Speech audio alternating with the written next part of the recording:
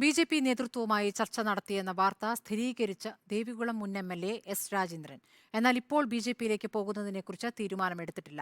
തനിക്കെതിരെയുള്ള party നടപടിക്ക് പിന്നിൽ CPIM പ്രാദേശിക നേതൃത്വമാണെന്നും നടപടി പിൻവലിക്കാത്തതിൽ പ്രതിഷേധമുണ്ടെന്നും രാജേന്ദ്രൻ പറഞ്ഞു.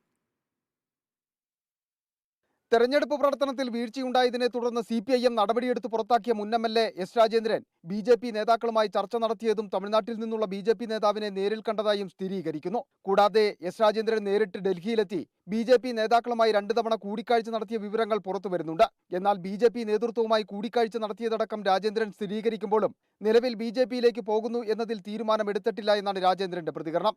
അതൊരു യൂഹാമോഹ വാർത്തയാണ്, അടിസ്ഥാനരഹിതമാണ്. ഇപ്പോൾ അങ്ങനെ ഒരു തീരുമാനവുമില്ല. ഏതെങ്കിലും ഒരു പാർട്ടിയിലേക്ക് പോകേണ്ട ഒരു നിലപാടും സ്വീകരിച്ചിട്ടുമില്ല. ഒരു തെറ്റായ വാർത്തയാണ്. അതേസമയം CPM-ൽ നിന്നാരും ബി.ജെ.പിയിൽ പോകില്ലെന്നും പാർട്ടി നടപടിയെടുത്ത് പുറത്താക്കിയവർ ഒരുപക്ഷെ പോയേക്കുമെന്നാണ് EP ജയരാജന്റെ പ്രതികരണം. ആരൊക്കെ പോകും എന്തൊക്കെ പോകുമെന്നൊന്നും പറയാൻ സാധിക്കില്ല. പക്ഷെ CPM-ൽ നിന്ന് പോകാൻ സാധ്യതയില്ല. ചിലപ്പോൾ പാർട്ടി നേരത്തെ നടപടിയെടുത്തിട്ടുള്ള ചിലരുണ്ടാകും. എസ്. രാജേന്ദ്രന് പാർട്ടിയിൽ തുടരാൻ കഴിയില്ലെന്നും വേറെ ഏതെങ്കിലും പാർട്ടിയിലേക്ക് പോകുന്നതാണ് നല്ലതെന്നും മുമ്പ് M. മണി പരസ്യ പ്രസ്താവന നടത്തിയിരുന്നു. രാജേന്ദ്രന്റെ സഹോദരൻ തമിഴ്നാട്ടിൽ ബി.ജെ.പി. സ്ഥാനാർത്ഥിയായി മത്സരിച്ച സാഹചര്യവും നിലനിൽക്കുന്നുണ്ട്. ഇയാൾ മുഖേനയാണ് തമിഴ്നാട്ടിലെ ബി.ജെ.പി. നേതാവ് രാജേന്ദ്രനുമായി കൂടിക്കാഴ്ച നടത്തിയതെന്നാണ് സൂചന.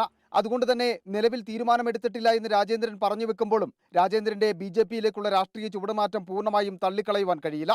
Reporter Sandeep Rajakkad, in reporter, Idukki.